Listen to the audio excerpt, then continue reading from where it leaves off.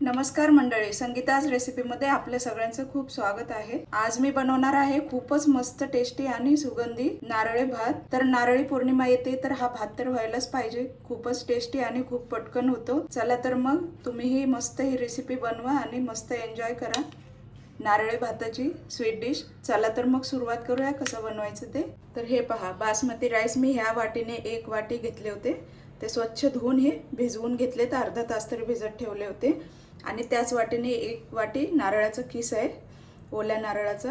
आणि हा 1 वाटीच गूळ आहे, म्हणजे जेवढे तांदूळ आहेत तेवढाच किस आहे आणि तेवढाच गूळ आहे। हे काजू बदाम आणि कापून घेतलेले आहेत आणि दालचिनीचा 1 तुकडा घेतलाय आणि 2 इलायची हे पहा अशी जरा फोडून घेतली, म्हणजे याचा टेस्ट छान भातामध्ये उतरेल। अशी तोंड त्याचे ओपन करून घ्यायचे आणि 2 लवंग घेतलेले आहेत आणि तूप लागणार आहे आपल्याला आणि चवीपुरतं मीठ। बनवायला अतिशय सोपी पद्धत आहे आणि खूपच पटकन होते। चला तर मग आपण भात शिजायला टाकूया। कढई गरम करायला ठेवली आणि 1 चमचा तूप घातले मी। आता त्याच्यामध्ये आपण हे दालचिनी, इलायची आणि लवंग आहे ते घालूया। आता त्याच्यातच आपण हे ड्रायफ्रूट घालूया। हे पण थोडेसे आपल्याला तळून घ्यायचे।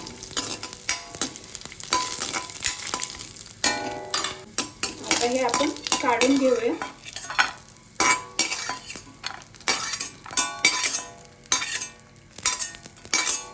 आता त्याच्यामध्येच आपण हे तांदूळ घालायचे।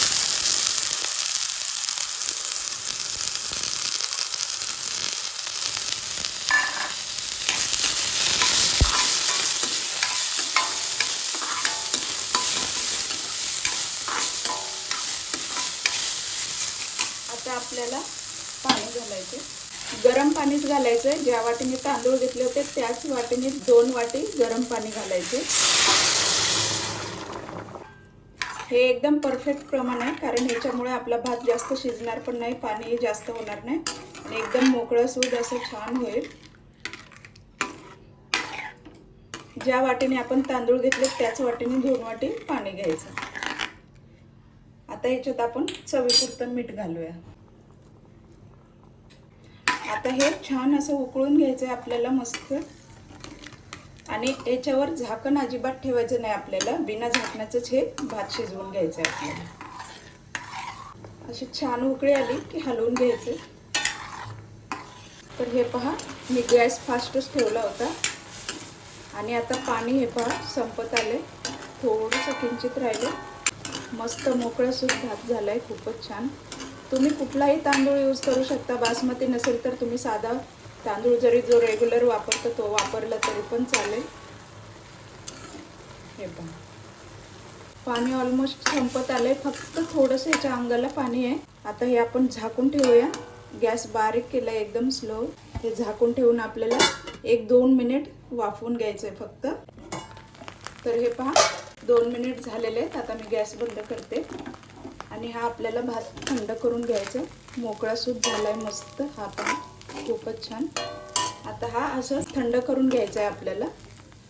हे पहा, कढईमध्ये मी 1 चमचा तूप घातलं होतं आणि त्याच्यातच हा गूळ घातलाय, मी ते दाखवायला विसरले।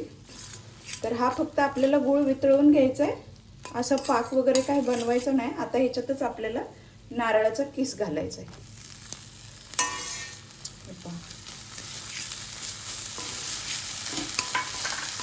असं मस्त याला मिक्स करून घ्यायचे।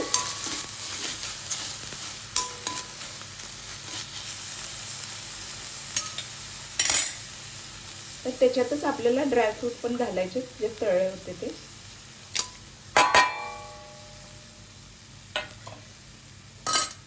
याला मस्त मिक्स करून घ्यायचं आहे आपल्याला। हे पहा, गूळ पूर्ण वितळलेला आहे। आता याला जास्त शिजवायचं नाही आपल्याला किंवा याचा पाक पण नाही बनवायचा आहे। आता हे आपल्या याच्यामध्ये आपल्याला भात मिक्स करून घ्यायचा आहे। हे पहा, भात पण एकदा अगदी मोकळा सूद झालाय मस्त।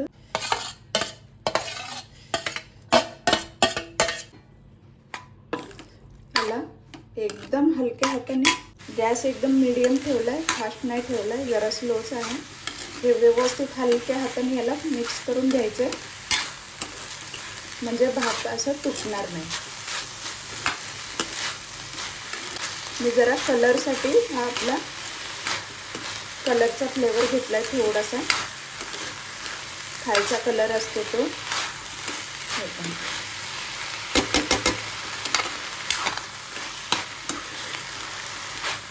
आता हे मिक्स खूप छान असं केलं.